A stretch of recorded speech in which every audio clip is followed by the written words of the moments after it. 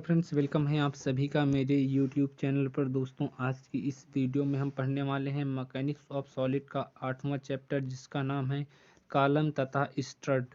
तो ये जो आपका फ्रेंड्स कॉलम तथा स्ट्रट चैप्टर है, इस चैप्टर से आपके 2 या 5 नंबर में कभी कभी डेफिनेशन पूछी जाती हैं।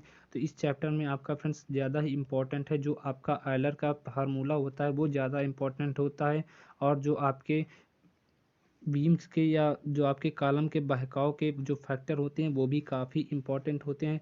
तो फ्रेंड्स, उसको हम नेक्स्ट वीडियो में कवर करने वाले हैं। यहाँ पर हम छोटी छोटी डेफिनेशन कवर करेंगे इस वीडियो में, जो कि आपके परीक्षा में 1 या 2 नंबर में हमेशा पूछी जाती हैं। 1 नंबर में तो आपका ये पूछा नहीं जाता है, तो 2 नंबर में आपके जो ये डेफिनेशन है इन्हीं को आज कवर करने वाले हैं। तो फ्रेंड्स, हम जान लेते हैं यहाँ पर कॉलम क्या होता है। तो फ्रेंड्स, आप पीडीएफ और नोट्स के लिए आप मेरे टेलीग्राम चैनल को ज्वाइन कर लीजिए, जहां इसकी लिंक मैं आपको नीचे डिस्क्रिप्शन बॉक्स में दे दूंगा। तो वहां से आप ज्वाइन कर सकते हैं मेरे टेलीग्राम चैनल को। तो आइए फ्रेंड्स, हम जानते हैं कि जो हमारा कॉलम है वो होता क्या है।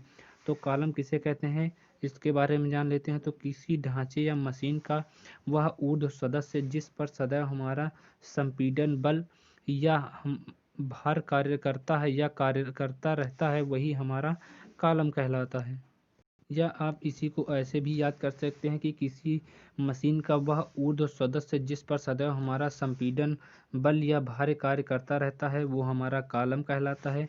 कार्य करने वाले बल या जो भार होते हैं वो अक्षीय तथा उत्केंद्रित हो सकते हैं। इसका आप एग्जाम्पल भी देख सकते हैं। जो आपका एग्जाम्पल होता है वो आपके जैसे इमारतों में जो खड़े खंबे होते हैं, जिन पर जो हमारी छत है वो टिकी रहती है, वो हमारे कॉलम्स की वजह से ही होता है। अब जान लेते हैं जो हमारा स्ट्रट होता है वो क्या होता है। तो स्ट्रट के बारे में जान लेते हैं। यह ढांचे या मशीन का किसी भी स्थिति में वह ऊर्ध्व सदस्य होता है जिस पर हम अक्षीय संपीड़न बल या भार कार्य करता रहता है।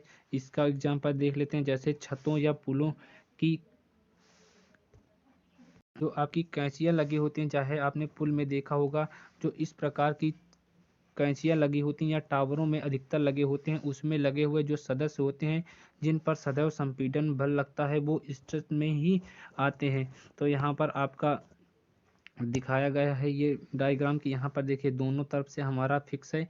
तो यहाँ पर इसकी प्रारंभिक स्थिति ये थी, लेकिन हमने जब दोनों तरफ से क्या किया, फोर्स लगाई। हमने हमारी कोई ये रॉड थी, ये आपकी प्रारंभिक स्थिति कुछ इस प्रकार थी, लेकिन जब हम यहाँ पर फोर्स लगाते गए दोनों दिशा में, तो क्या वो कुछ इस प्रकार के कर्व के आकार में मुड़ गया। तो वही आपका दिखा रहा है कि बकलिंग के बाद स्थिति ये हो गई, और बकलिंग से पहले ये आपकी स्थिति कुछ इस प्रकार थी। अब पढ़ लेते हैं जो कॉलम का हमारा वर्गीकरण होता है, क्लासिफिकेशन ऑफ कॉलम क्या होता है, ये भी पूछा जाता है। ये 5 नंबर में आपका एग्जाम में पूछा जाता है कि क्लासिफिकेशन ऑफ कॉलम्स के बारे में बताइए। तो ये सरल रूप से कॉलमों को निम्न वर्गों में हम बांट सकते हैं या बांटा गया है। तो पहला आपका होता है भार के आधार पर।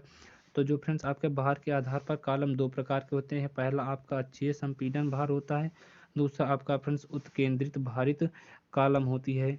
अब सेकंड टाइप में यहाँ पर 3 प्रकार के होते हैं तनुता के आधार पर। तो तनुता के आधार पर आपके 3 प्रकार के होते हैं। पहला आपका होता है फ्रेंड्स छोटे कॉलम। अब छोटे कॉलम क्या होते हैं, जिनका जो आपका तनुता अनुपात होता है फ्रेंड्स वो 30 से कम होता है, उन्हें हम छोटे कॉलम कहते हैं। अब बात करते हैं मध्यम कॉलम की, जो आपका बी नंबर पे आता है। तो जिनका तनुता अनुपात हमारा 30 से 120 के मध्य होता है, उन्हें हम मध्यम कॉलम के नाम से जानते हैं। अब नेक्स्ट आता है फ्रेंड्स आपका लंबे कॉलम।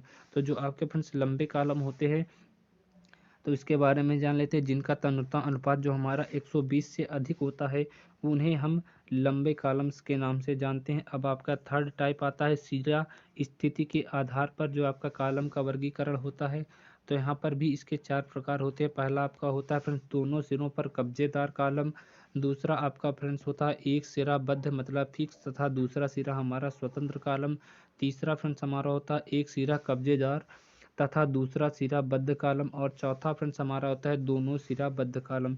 जो ये फ्रेंड्स आपकी चारों स्थितियां होती हैं, इसके सारणिक जो आपको नेक्स्ट वीडियो में अवेलेबल करा दी जाएगी, वहां पर हम आयलर का सूत्र और सारणिक के बारे में पढ़ेंगे, जो कि काफ़ी इम्पोर्टेंट है। अब पढ़ लेते हैं संपीड़न में भार के प्रकार तथा अंग का असफल होना किस प्रकार से होता है, ये भी पूछा जाता है।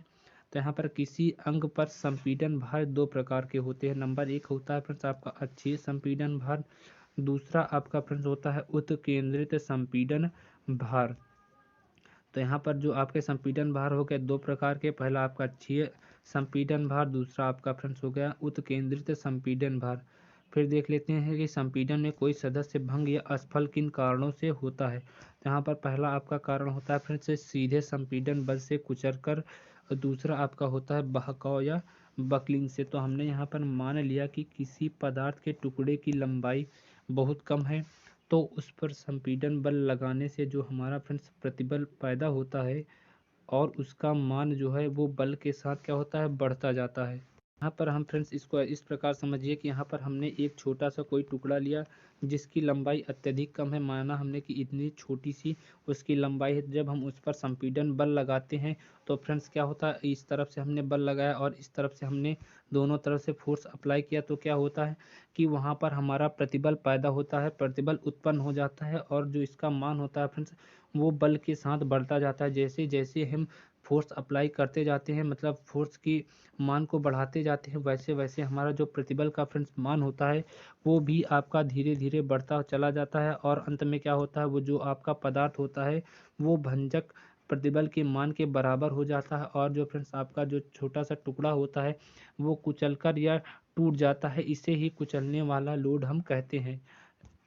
अब आगे देख लेते हैं, कह रहा कि इसके विपरीत सदस्य यदि बहुत लंबा होता है तो उस पर हम जब संपीड़न भार लगाते हैं, फ्रेंड्स इसको हम फिर से समझ लेते हैं। अभी हमने समझा कि जब हमने छोटा सा टुकड़ा लिया तो उसमें क्या हुआ, अब जब हम बड़ा सा एक टुकड़ा लेते हैं तो उसमें क्या होता, मान लीजिए हम माना कि हमने इतना बड़ा वायर ले लिया कोई, ठीक है ना, उस पर हमने यहाँ पर संपीड़न बल लगाया तो वो क्या होता है कि हमारा जो बड़ा सा वायर होता है वो विस्थापित होने लगता है। मतलब जो आपकी प्रारंभिक अवस्था होती है उससे हटकर कुछ इस प्रकार का हो जाता है और इसी ये जो विस्थापन होता है फ्रेंड इसी को हम बकलिंग बहकाव के नाम से भी जानते हैं। चूंकि सदस्य के पदार्थ में जो प्रतिबल भंजन होता है वो प्रतिबल से कम ही रहता है, परंतु जो आपकी अपनी स्थिति होती है उससे हट जाता है और वह निर्धारित काम करने योग्य नहीं रहता है। अब आगे नेक्स्ट आपका टॉपिक पढ़ लेते हैं, जो बहकाव द्वारा असफलता के कारण कौन कौन से होते हैं। तो बहकाव द्वारा जो आपके असफलता के निम्न कारण हो सकते हैं। नंबर एक आपका होता है फ्रेंड्स कॉलम का पूर्ण रूप से सीधा न होना।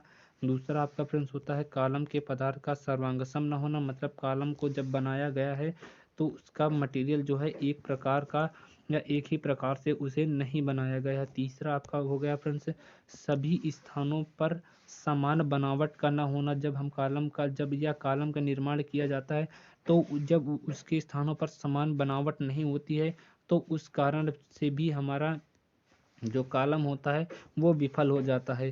चौथा हमारा होता है पूर्णतः अच्छी भार न लग पाना, मतलब सभी स्थानों पर एक समान भार न लग पाना आपके जो कॉलम के विफल होने का ये भी कारण होता है। अब पढ़ लेते हैं फ्रेंड्स तन्यता अनुपात क्या होता है। ये तो आपका इम्पोर्टेंट है 2 नंबर में।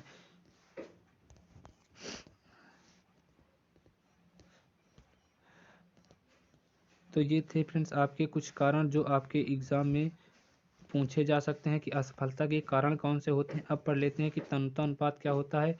तो तन्यता अनुपात की डेफिनेशन एकदम इजी होती है, इसको आप देख लीजिए। किसी कॉलम की समतुल्य या प्रभावी लंबाई एल तथा उसकी अनुप्रस्थ काट के गुरुत्व केंद्र पर न्यूनतम जो हमारी घूर्णन त्रिज्या होती है, रेडियस ऑफ जायरेशन होता है, वो के अनुपात को उस कॉलम का तन्यता अनुपात कहते हैं। तो तन्यता अनुपात का जो हमारा डेफिनेशन होता है फ्रेंड्स उसको आप फार्मूले के माध्यम से भी याद कर सकते हैं। तो यहाँ पर किसी कॉलम के समतुल्य या प्रभावी लंबाई एल तथा उसके अनुप्रस्थ काट या गुरुत्व जो आपके अनुप्रस्थ काट के गुरुत्व केंद्र पर जो हमारा न्यूनतम घूर्णन त्रिज्या के अनुपात को ही हम उस कॉलम का तन्यता अनुपात कहते हैं। तो तन्यता अनुपात बराबर कैपिटल एल अपान कैपिटल के भी याद कर सकते हैं। अब पढ़ लेते हैं कि फ्रेंड्स बहकाव या बकलिंग फैक्टर होता क्या है। तो स्ट्रट की दिशा में तन्यता अनुपात को ही बहकाव गुणांक या बकलिंग फैक्टर कहा जाता है। तो फ्रेंड्स आज का ये टॉपिक आपका कंप्लीट हुआ। फ्रेंड्स उम्मीद करता हूँ वीडियो पसंद आया हो तो वीडियो को लाइक करें, कमेंट कर बताएं कि वीडियो आपका कैसा लगा। चैनल पर आप पहली बार आए हैं तो चैनल को आप जरूर सब्सक्राइब कर लीजिए। पीडीएफ और नोट्स के लिए आप मेरे टेलीग्राम चैनल को ज्वाइन करिए, जिसकी लिंक आपको नीचे डिस्क्रिप्शन बॉक्स में दे दी जाएगी। फ्रेंड्स अपना कीमती वक्त निकाल कर वीडियो देखने के लिए आप सभी का बहुत बहुत धन्यवाद।